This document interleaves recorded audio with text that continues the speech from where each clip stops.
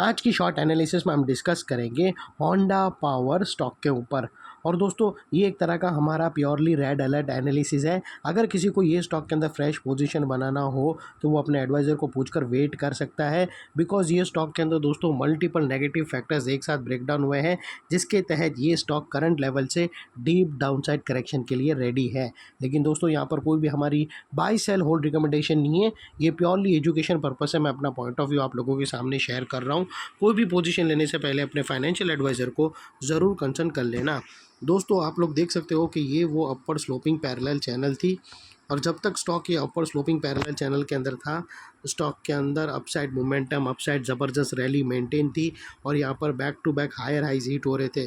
दोस्तों अगर आप देखो तो फर्स्ट हायर हाइज यहाँ रजिस्टर हुआ, सेकंड यहाँ पर, थर्ड यहाँ पर और फोर्थ यहाँ पर। और जैसे ही दोस्तों ये हायर हाइज, ये upward sloping parallel channel down side में ब्रेक डाउन हुई, फर्स्ट टाइम इसने दोस्तों लोअर लोस थ्रेड किया यहाँ पर क्लोजिंग बेसिस पे, जो हमें कंफर्म करता है कि स्टॉक ऑफिशियली करेक्शन के अंदर एंटर कर चुका है। यहाँ पर हमें दो बड़ी नेगेटिव सिग्नल एक साथ मिली। पहले तो इसने अपर स्लोपिंग पैरेलल चैनल को डाउन साइड में ब्रेक डाउन किया, जिसके वजह से जो इतनी बड़ी रैली थी अप साइड की तरफ, वहाँ पर ब्रेक लग गई। और सेकेंडली इसके अंदर जो back to back higher highs hit हो रहे थे वो शिफ्ट हो गए लोअर लोज में क्लोजिंग बेसिस पे, जो हमें कंफर्म करता है कि स्टॉक ऑफिशियली करेक्शन के अंदर एंटर कर चुका है। और यहाँ सर दोस्तों बाई साइड पे तो गलती से भी खड़े नहीं रहना है। और दोस्तों यहाँ पर बात कर लेते हैं नेगेटिव डाइवर्शन का। तो फ्रेंड्स अगर आप देखो तो यहाँ पर हमें क्लियरली नेगेटिव डाइवर्शन ब्रेकडाउन होता हुआ मिलता है।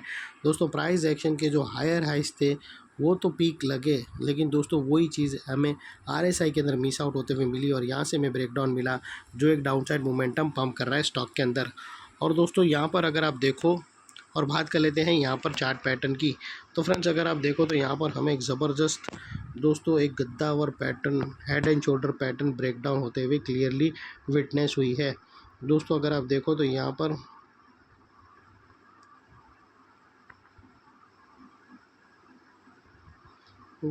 आप देख सकते हो कि हमें head and shoulder pattern already यहाँ से डाउन साइड में ब्रेकडाउन होते हुए मिली है, और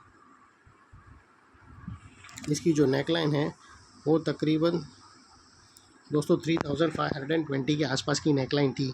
और दोस्तों यहाँ पर स्टॉक के अंदर एक ग्रीन कैंडल बनी है और एक हल्का सा बाउंस आया है, और दोस्तों स्वाभाविक था कि इसका आरएसआई काफ़ी हद तक ओवरसोल्ड हो चुका है। इतने बड़े दोस्तों फॉल के बाद यहाँ से कंटिन्यू फॉल हो रहा है डाउन साइड पे, और ये एक इम्पॉर्टेंट सपोर्ट के पास भी खड़ा है। तो यहाँ पर बाइंग आई है, तो उसका मतलब ये मत सोच लेना कि सब कुछ नॉर्मल हो गया। सब कुछ नॉर्मल के लिए दोस्तों ये राइट शोल्डर के ऊपर उसको क्लोजिंग देना है। अगर ये राइट शोल्डर के ऊपर सक्सेसफुली क्लोजिंग देता है ग्रीन कैंडल के साथ, तो ही हम मानेंगे सब कुछ नॉर्मल है।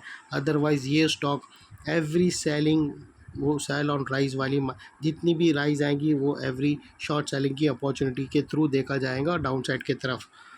और दोस्तों यहाँ पर अगर आप देखो ना तो एक सपोर्ट था जिसको हम यहाँ पर मार्क कर लेते हैं। ये एक बहुत बड़ी राउंडिंग चार्ट पैटर्न ब्रेकआउट हुई थी, उसकी नेकलाइन का सपोर्ट यहाँ पर स्टॉक ने लिया है। तो उसके ये जो राउंडिंग चार्ट पैटर्न थी जो प्रीवियसली ब्रेकआउट हुई थी, तो उसी के नेकलाइन के पास सपोर्ट लिया है, और सपोर्ट लेकर दोस्तों यहाँ पर रीटेस्ट करने जा सकता है। और यहाँ पर अगर नेगेटिव कैंडलस्टिक पैटर्न मिले और वो डाउन साइड में candlestick pattern, negative candlestick pattern down side में ब्रेकडाउन हो, तो फिर वो परफेक्ट लेवल रहेगा शॉर्ट सेलिंग का, और वहाँ पर 1:2 1:3 का रिस्क टू रिवॉर्ड रेशियो के साथ डाउन साइड पे प्ले कर सकते हो अपने एडवाइज़र को पूछकर।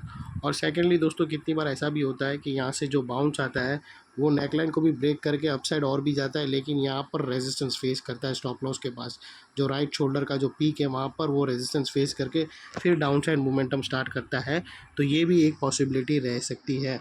और दोस्तों यहाँ पर जो अल्टीमेटली टारगेट निकल कर आते हैं तकरीबन वो स्टॉक के 2600 के आसपास के आते हैं, जिसको हम येलो में करेंगे। और दोस्तों अगर ये राइट शोल्डर के ऊपर यानी 4100 के आसपास अगर क्लोजिंग देता है सक्सेसफुली, तो हम मानकर चलेंगे कि हमारा point of view by side की तरफ शिफ्ट हो जाएगा, और ये स्टॉक के अंदर एक शॉर्ट कवरिंग भी आएगी, जिसके तहत एक अपसाइड मोमेंटम मेंटेन होगा और हमारा भी व्यू चेंज होगा। तो उसके लिए दोस्तों स्टॉक को एटलीस्ट 4080 या 4100 के ऊपर क्लोजिंग देना होगा। तब तक दोस्तों जितनी भी रैली आएंगी उसको एक शॉर्ट सेलिंग, एक सेल ऑन राइज वाली चीज़ ही माना जाएगी, और दोस्तों नेकलाइन के पास का ये एरिया बहुत ही इंपॉर्टेंट एरिया बनकर खड़ा है, क्योंकि अगर आप देखो तो मल्टीपल नेगेटिव फैक्टर्स यहाँ पर एक्शन में आते हुए मिले। यही एरिया पे दोस्तों हमें upper sloping parallel channel down side में ब्रेकडाउन होते हुए मिली। यही एरिया पे दोस्तों हायर हाइज हमें लोअर लोज में शिफ्ट होते हुए मिले। यहाँ पर ही दोस्तों हमें RSI के थ्रू नेगेटिव डाइवर्शन मिला और यहाँ पर ही दोस्तों एक negative chart pattern head and shoulder pattern breakdown होता हुआ मिला। तो वो लिहाज से दोस्तों ये एरिया जो अभी तक एक स्ट्रॉन्ग सपोर्ट था वो अल्टीमेटली स्ट्रॉन्ग रेजिस्टेंस बनकर खड़ा है। और इतने बड़े स्ट्रॉन्ग रेजिस्टेंस के ऊपर शॉर्ट सेलर लोगों का स्टॉप लॉस रहेगा। और इनकेस अगर स्टॉक नीचे से बाउंस लेता हुआ अपसाइड आया नेकलाइन के पास, तो यही एरिया सामने आके एक स्ट्रॉन्ग रेजिस्टेंस का काम करेगा और स्टॉक को इधर अपसाइड में पुश करेगा या साइडवे कंसोलिडेशन में, स्टॉक को डाउन साइड में पुश करेगा या साइडवे कंसोलिडेशन में। और दोस्तों ये थी हमारी एनालिसिस। अच्छी लगे तो प्लीज़ चैनल को लाइक शेयर सब्सक्राइब ज़रूर करना। Thank you. जय हिंद।